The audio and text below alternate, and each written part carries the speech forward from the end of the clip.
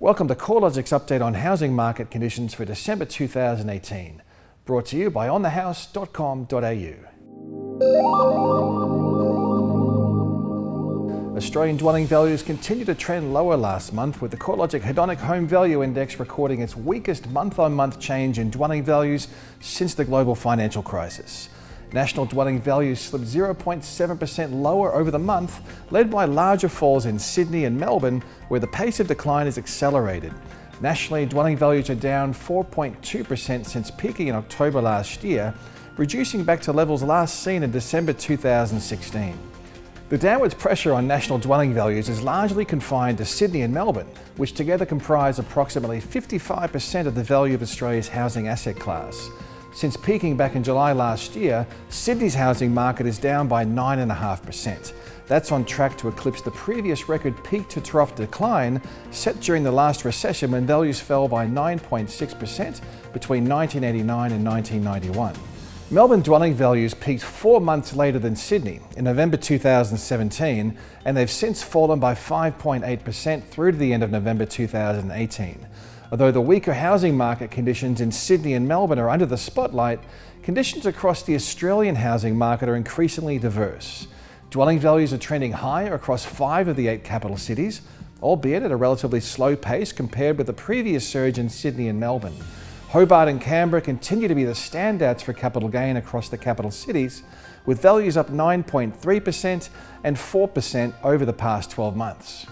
Across the regional markets, the highest rate of capital gain can be found across regional Tasmania and regional Victoria, while lifestyle markets are also continuing to rise in value, albeit at not quite the same pace as a year ago. We can point to several factors that are influencing the downwards trend in Sydney and Melbourne, while other regions are recording growth or holding steady. For starters, the tightening in finance conditions has been more pronounced across the investor segment of the market, where Sydney and Melbourne have recorded much higher concentrations of investment demand. As investor activity reduces, the fall away in housing demand is sharper in Sydney and Melbourne. Additionally, housing affordability constraints are more pronounced in these markets, and rental yields are substantially lower, indicating an imbalance between rental values and dwelling values. Also, the ramp-up in housing supply has been more pronounced in Sydney and in Melbourne against a backdrop of slowing migration from both overseas and from interstate. Additionally, Sydney and Melbourne have been more affected by the reduction in foreign buying activity. As a consequence of less market activity, advertised listings have surged higher, providing buyers with ample choice, which provides for a strong negotiation position on price. The rebalancing towards buyers over sellers in Sydney and Melbourne is clear across CoreLogic's vendor metrics as well, with clearance rates tracking in the low 40% range, while private treaty sales are showing substantially longer selling times and larger rates of discounting than they have over recent years. Now let's take a closer look at each of the capital city housing markets. Sydney's housing market conditions continue to act as the primary drag on national housing values, with the market down 1.4% in November. This was the largest month-on-month fall since values fell by 1.5% back in May 2004. And Sydney's downturn now looks like it will set a new record for the largest decline since CoreLogic started tracking values back in 1980. The largest decline previously was recorded between 1989 and 1991, and values fell by 9.6%. It's not all bad news though. Dwelling values remain 36% higher than they were 5 years ago, and the recent declines have provided an improvement to housing affordability. Melbourne dwelling values were down 1% in November, taking the cumulative decline to 5.8% since the market peaked 1 year ago. The decline in dwelling values is concentrated across the most expensive end of the market, where dwelling values are down 9.9% over the past 12 months across the top quartile of the market, while the most affordable quarter of the market's actually seen values post a rise of 1.7%. A similar trend can be seen across the sub-regions comprising Melbourne. The prestigious inner east of the city has seen values drop 11.9% over the past 12 months, while the slightest falls have been in the west and along the Mornington Peninsula. Brisbane dwelling values have continued to hold reasonably firm, with dwelling values edging 0.1% higher over the month to be 0.3% higher over the year. Essentially a flat market. The annual change in dwelling values has ranged from a 3.5% rise across the western suburbs to a 1.4% decline at Ipswich.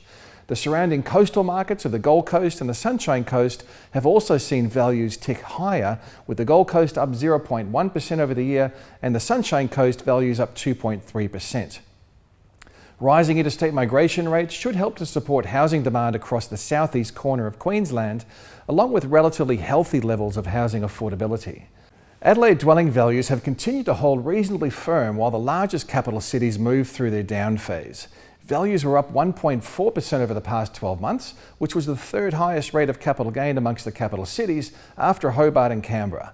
The median dwelling value across Adelaide is now the second lowest amongst the capitals, with Darwin the only city with a lower median value.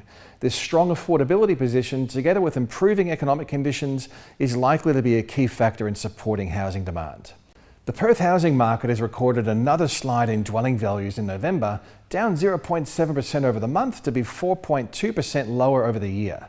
The housing market weakness is most pronounced across lower value properties, with dwelling values down 6% across the lower quartile of the market over the past 12 months, while the upper quartile has seen a more moderate decline, down by 2.5%. The Perth rental market has been much stronger relative to dwelling values, with weekly rents up 3.9% over the past year for houses and 4.7% higher for units. The rise in rental rates is providing some upwards pressure on rental yields, which has risen from a recent low of 3.8% to 4.1% as rental rates outpace dwelling values. The Hobart market continues to fire, with values up 0.7% in November to be 9.3% higher over the past year. Hobart stands out as the only capital city to be recording capital gains close to double digits. However, some momentum is starting to leave the market, with the annual rate of growth sliding from 13.2% earlier this year to the 9.3% over the past 12 months. The regional areas of Tasmania are now outperforming the capital, with values up 12.1% over the last year in Launceston, up 11.2% across the southeast of the state, and 9.1% higher in the west and northwest. Darwin posted a rare positive result in November, with values up 0.7%.